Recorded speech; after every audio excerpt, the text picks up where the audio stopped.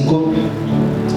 A partir do versículo de número 1, a palavra do Senhor, ela nos diz da seguinte forma. Pega aí a sua Bíblia, Mateus capítulo 5, versículo 1. Quem não trouxe Bíblia, está aqui, você pode ler aqui na frente.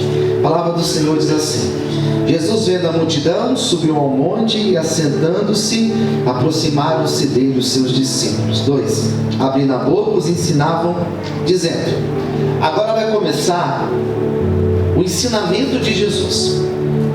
Esse é o principal sermão de Jesus. Esse daqui é o primeiro, é a primeira pregação, grande sermão de Jesus. Quem entendeu, diga amém. O que Jesus vai ensinar? Porque ele poderia ensinar tantas coisas. É o primeiro sermão. E aí, o que será que ele vai ensinar? Vamos ver o que ele ensina. Versículo de número 3. Bem-aventurados, ou em outras traduções, feliz. Alguma tradução está escrito feliz? Alguém está com essa Bíblia? Porque essa é uma outra tradução que diz assim: bem-aventurados os pobres de espírito, porque deles é o reino dos céus. Bem-aventurados que choram, porque eles serão, vamos ler juntos? Eles serão consolados. Bem-aventurados os mansos, porque eles herdarão a terra. Bem-aventurados que têm fome e sede de justiça, porque eles serão fartos. Bem-aventurados os misericordiosos, porque eles alcançarão misericórdia. Bem-aventurados limpos de coração, porque eles verão a Deus. Bem-aventurados pacificadores, porque eles serão chamados filhos de Deus. Bem-aventurados que sofrem perseguição por causa da justiça, porque deles é o reino dos céus. 11.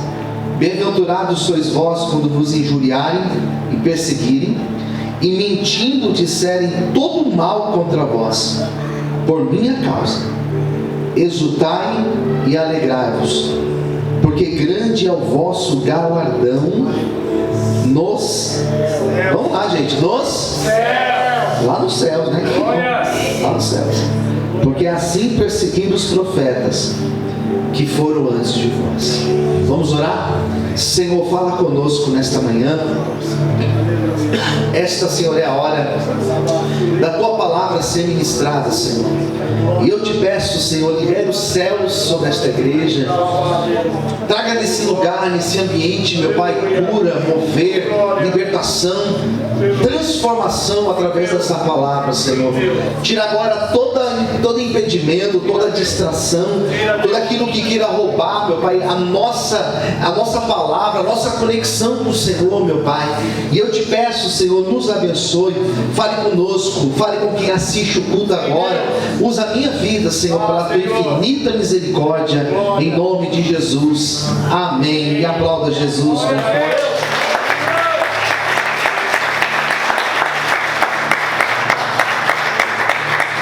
Eu não sei se você sabia disso. Eu não sei se você tinha essa consciência. O Sermão da Montanha, que também ele é chamado de Sermão das Beatitudes, ele é o principal sermão de Jesus. É a principal pregação de Jesus. E ele começa com a palavra que ela é chave para nós entendermos o que nós chamamos hoje, o que na filosofia também chama de sentido da vida. Qual que é a grande busca do homem? Essas perguntas filosóficas, essas perguntas que nos levam à introspecção, aquilo que nos leva a olhar para dentro, ela move a humanidade. Qual que é a grande busca do homem? A grande busca do homem se chama felicidade. Nós buscamos a felicidade. Nós buscamos aquilo que nos faz feliz. Essa é a busca do homem.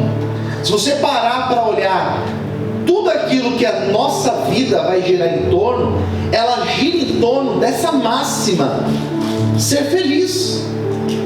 E isso é uma busca, e ao mesmo tempo é um extremo perigo, porque às vezes a pessoa vai achar que a felicidade ela está, por exemplo, no prazer.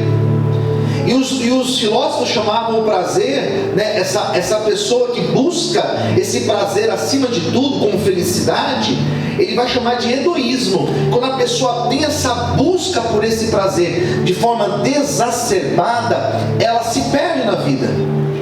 Porque uma vida que busca o prazer, seja ele através do sexo, seja ele através de conquistas materiais, seja ele através dos vícios, essa pessoa, ela vai encontrar a infelicidade, ao invés de ela encontrar felicidade para a tua vida. Então, quando a pessoa coloca como a sua felicidade o prazer, ela se perde. Quando ela coloca o vício, ela se perde. Porque o vício, por que ele é viciante? Porque ele é prazeroso. E quando a pessoa vive uma vida em busca desse vício, seja na bebida, seja nas drogas, seja no jogo, seja no prazer sexual, ou qualquer outro tipo de coisa, ela vai encontrar a infelicidade. Então a busca do homem para obter a felicidade é uma busca que ela sempre aconteceu. Percebe que o Salmo, o primeiro Salmo da Bíblia, não é por acaso o primeiro Salmo. O que diz o primeiro Salmo da Bíblia? O Salmo de número 1: bem-aventurado é o varão que não anda segundo o conselho dos ímpios, não se detém no caminho dos pecadores e não se assenta à roda dos escarnecedores. Percebe como começa o Salmo? Bem-aventurado, ou seja, feliz. O livro de Salmos é uma receita de como você ter uma vida feliz. Posso ouvir um amém, queridos? Amém. Jesus falou: eu preciso ensinar para as pessoas onde elas vão encontrar a felicidade verdadeira. Aleluia. Onde elas encontrarão sentido para a tua vida. Glória. Então Jesus começa o seu ministério, ele começa ensinando acerca de felicidade. Ele vai dizer uma lição de onde nós vamos encontrar a felicidade e onde nós não encontraremos a felicidade.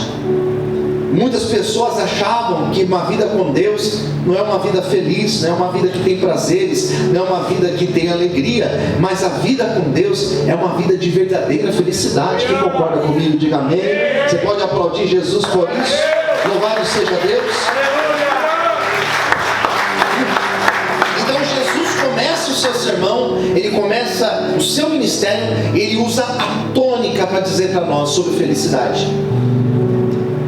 Esse sermão, ele chega a ser tão importante e tão respeitado, que um certo homem chamado Gandhi, grande líder religioso mundial, ele dizia que se todas as literaturas no mundo se perdessem, inclusive a Bíblia, e se restasse apenas o Sermão da Montanha, nada estaria perdido. Porque aqui nós temos a receita para a vida. Posso ouvir amém, queridos?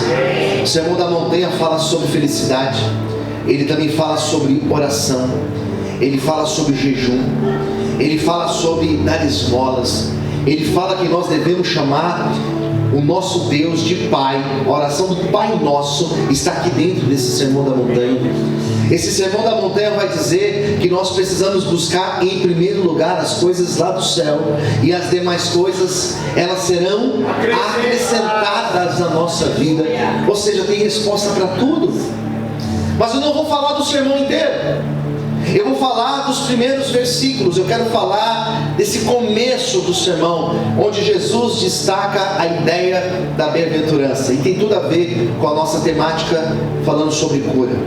Esse mês de junho, Deus colocou no meu coração essa palavra cura, porque Ele tem cura para as nossas vidas.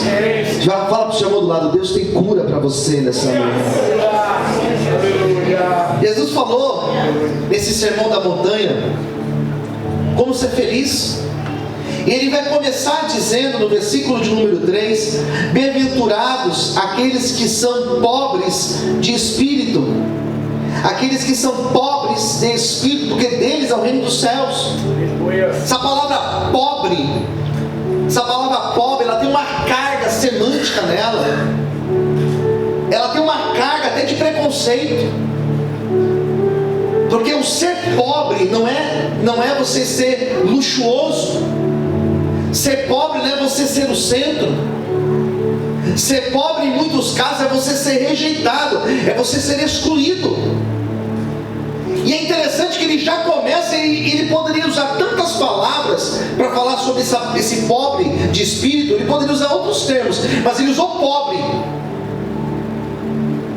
A felicidade está no fato de você ser pobre de espírito, ou seja, de você reconhecer a sua dependência de Deus. Aleluia. Enquanto você depender de Deus, enquanto a sua vida estiver circulando na dependência de Deus, você pode ter certeza que a felicidade vai morar no teu coração e que você tem o céu preparado para você. Por isso, a primeira característica daquele que vive o sermão da montanha é aquele que vive em dependência do Senhor. Você não depende do homem, você não depende da igreja, você não depende do pastor, você não depende do amigo que é rico, você depende de Deus. Enquanto você depender de Deus, você vive o melhor de Deus nessa vida e lá na frente a vida eterna, para a honra e glória do nome do Senhor. Aleluia!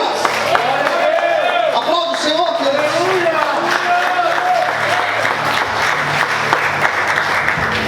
E agora ele vai trazer no versículo de número 4, ele vai trazer aquilo que nós chamamos de paradoxo. O que é paradoxo? Ele vai mostrar uma contradição. Qual que é a contradição do versículo de número 4? Bem-aventurados que choram. Ou seja, felizes são os que choram. Feliz é aquele que chora. E por que é feliz o que chora? Não é incoerente? Porque geralmente quando uma pessoa chora, apesar que tem pessoa que chora por qualquer motivo tem gente que chora. Eu sempre fui uma pessoa muito difícil de chorar, mas de uns anos para cá eu tenho chorado com muita facilidade. E é interessante que Jesus fala que feliz é o que chora, porque esse que chora, ele vai ser consolado por Deus. Esse vai ser consolado por Deus. E eu quero dizer algo de Deus para você nessa manhã, que talvez tenha chorado, talvez a tua vida tenha sido difícil. Olha aqui, talvez a tua semana tenha sido difícil, talvez o teu ano tenha sido difícil, talvez a tua vida é uma vida de quebra-quebra, de batalha, de luta, mas eu tenho uma palavra de consolo para você. E sabe qual é a palavra? Todas as vezes que você chora, Deus recolhe as tuas lágrimas, e chegará um dia que Ele vai te consolar de cada lágrima que você tem derramado. Talvez o teu choro é por causa da humilhação, talvez o teu choro é por causa de falta, talvez o teu choro é por causa de alguma dor, mas Deus, Ele tem um consolo para você nesta manhã. Pode chorar e chore para Deus, porque Ele entende as tuas lágrimas e tem resposta para a tua vida. Diz Ele para você hoje, em nome de Jesus. Aleluia! Quantos conseguem aplaudir Jesus? Aleluia! Amém, queridos? Versículo 5: bem-aventurados que são mansos. O que é manso? Eles vão herdar a terra. Mansidão. E mansidão é uma característica que ela tem se tornado cada vez mais rara. Cada vez mais raro. Alguém manso. O que é o manso? A pessoa que tem mansidão. E essa mansidão, Paulo também vai falar sobre um domínio próprio. Ter domínio próprio. Quem entendeu, diga amém. Você tem paz, você tem alegria, você é feliz quando você consegue dominar a si próprio. Quando você consegue fechar a boca ao invés de falar. Irmãos, às vezes dá vontade de falar. Quem concorda, diga amém. Às vezes dá vontade. Eu sou do debate, eu vivo de debate. Essa semana já tenho acho que 2 debates agendados para essa semana. Meu negócio é debate. Mas é um debate claro, é um debate teológico, é de ideias, é de conversa. Eu não estou ali nervoso, eu estou ali debatendo ideias, né? Mas às vezes nós queremos falar. Casados aqui, quem é casado sabe. E geralmente o casal tem um que fala mais e um que fala menos, né? Às vezes tem os dois que não falam, às vezes tem os dois que falam demais também. Mas geralmente um fala mais, outro fala menos. Não sei quem é quem aqui, querido. Eu sou o que fala menos. Cadê a pastora? Eu não sou do debate, eu sou dos caras da mansidão. Porque a mansidão, quando você consegue ser manso, você economiza problemas. Dê essa dica para o seu irmão do lado. Diga: quando você for manso, você vai conseguir economizar problemas. Você não tem a dúvida disso. Já deve ter acontecido com você. Quem concorda, diga amém. Seja manso no trânsito, seja manso no casamento, seja manso em casa, seja manso no trabalho, seja manso na igreja, em nome de Jesus, aleluia. Seja manso onde você estiver, e a felicidade, a bênção de Deus repousará sobre a tua vida. Pastor, eu não consigo. Então recebe hoje mansidão, porque mansidão é fruto do Espírito. Seja cheio do Espírito e você vai ter mansidão na tua vida. Você pode glorificar e aplaudir o Senhor, aleluia. Aplauda o Senhor, queridos. Aplauda Jesus. Depois ele fala assim, versículo de número 6: bem-aventurados que têm fome e sede de justiça serão fartos. Fome e sede de justiça. Essa pessoa, ela vive uma vida alicerçada naquilo que é justo. Amém. Seja justo. Amém. Não tome partido, seja justo. Não escolha lado sem você buscar a justiça como teu parâmetro. As pessoas, elas estão cada vez mais injustas. Nós vivemos numa sociedade onde a injustiça tem sido um dos maiores dramas da nossa vida. Nós brasileiros, sobretudo, porque o nosso país é um país muito injusto. Quem concorda, diga amém. Esses dias eu estava vendo uma reportagem, mas eu nem acabei de ler. Eu li só um trecho. Olha, esse negócio aqui, essas coisas acabam comigo. 1% da população mundial, 1% da população mundial tem tanto dinheiro que eles poderiam acabar com o problema do mundo 22 vezes. Se existissem 22 planetas iguais ao nosso, com as mesmas problemáticas que a nossa, 1% conseguiria resolver 22 problemas, 22 mundos como o nosso.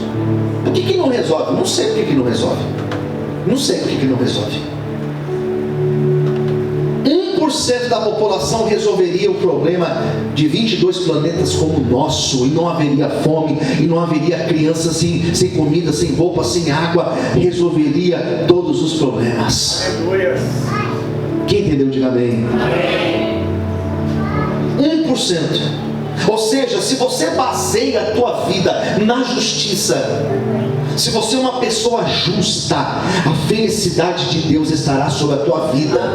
Se você é uma pessoa que no seu trabalho você é justo, se você é um trabalhador justo no seu trabalho, se você é um obreiro justo, se você é alguém que na tua família você é justo, se você é alguém que nas tuas relações você é aquela pessoa da justiça, do certo, a bênção de Deus repousará sobre a tua vida.